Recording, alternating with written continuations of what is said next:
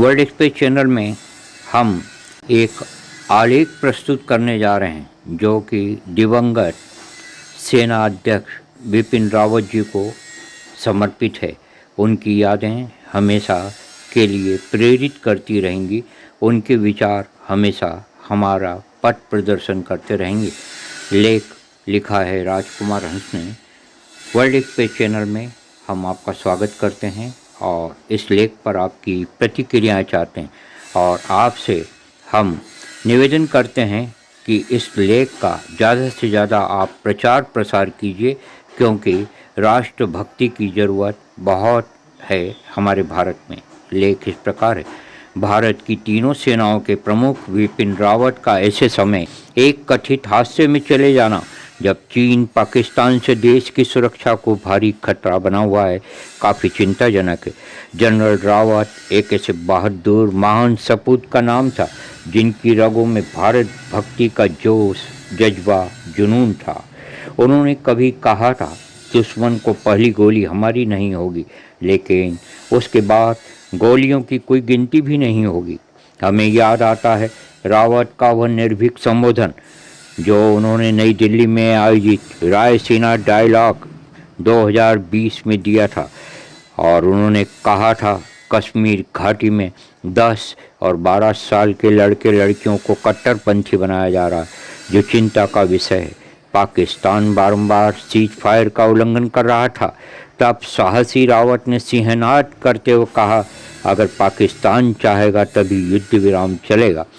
तब चीन पाकिस्तान घबरा उठे जब रावत बोले, जब हम जम्मू कश्मीर की बात करते हैं तब इसमें पीओके और गिलगित बल्टिस्तान भी शामिल हैं। तब सारी दुनिया के न्याय प्रियों, अमन प्रियों ने वाह की जब रावत ने साफ तौर पर कहा, चीन हमारा नंबर 1 का दुश्मन है, न कि पाकिस्तान। चीन को नापाक पाक की सहायता पर हमें बहादुर भारत भक्त रावत का वह बयान याद आता है जिसमें उन्होंने कहा था, पाकिस्तान के कब्जे वाले कश्मीर में हिंसा को सुविधाजनक बनाने के लिए चीन पाकिस्तान को सैन्य उपकरण दे रहा है।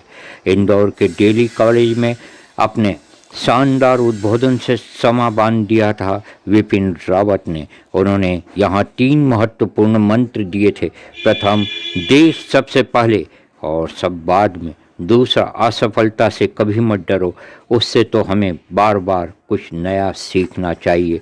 तीसरा मंत्र उन्होंने दिया था, रास्ता कठिन हो और सही हो तो उसे ही चुनो, आसान और गलत रास्ते को कभी भी मत चुनो। बिपिन रावत एक अच्छे विचारक, वक्ता भी रहे। 17 सितंबर 2018 को उन्होंने पत्रिका समूह के एक आयोजन में कहा था, एक फौजी वर्दी में सीमा पर देश की सुरक्षा करता है और पत्रकार देश के भीतर रहकर लोकतंत्र की रक्षा करता है। लोकतंत्र प्रेस को स्वतंत्र रिपोर्टिंग की सुविधा देता है।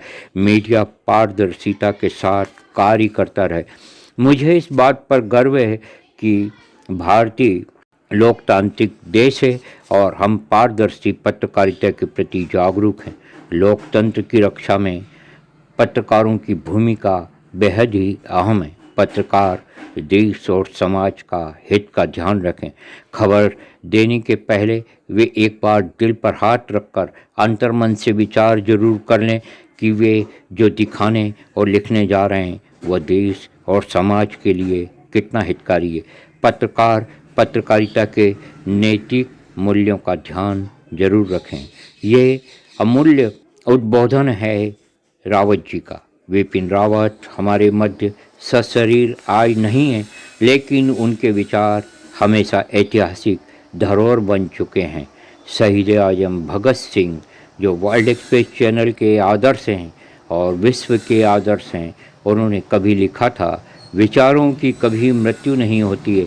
सचमुच हमारे देश महान भारत ने एक महान देशभक्त, विचारक, वक्ता और सेना के कुशल निर्देशक बिपिन रावत को खो दिया है और साथ ही साथ अन्य 12 लोगों को भी खो दिया है। उनके विचारों को गंभीरता से राष्ट्रपति एवं प्रधानमंत्री देश के पत्रकार लें। इससे भारत की अखंडता, सद्भावना, एकता हमेशा ही मजबूत रहेगी।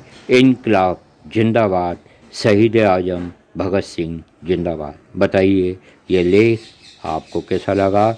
धन्यवाद। जय भारत।